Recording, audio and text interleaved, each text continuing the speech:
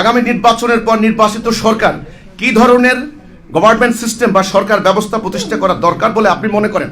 আমি মনে করি আগামী নির্বাচনে যারাই নির্বাচিত হবেন, নির্বাচিত হবে কিনা আমি জানি না, তাদের প্রতি আমার আহ্বান থাকবে আল্লাহর দেওয়া জীবন ব্যবস্থা দিয়ে রাষ্ট্র পরিচালনা করেন।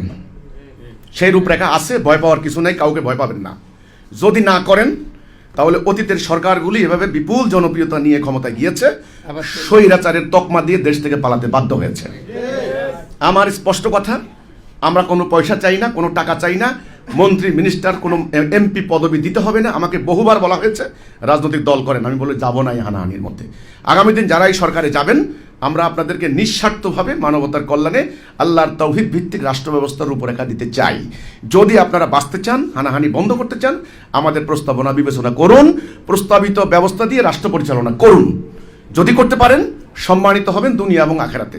তো আগামী দিন যারা নির্বাচিত সরকার হবেন, তাদের প্রতি আমার আশা আকাঙ্ক্ষা থাকবে তারা তাওহীদ ভিত্তিক রাষ্ট্র ব্যবস্থা দিয়ে এই রাষ্ট্রকে পরিচালিত করবেন।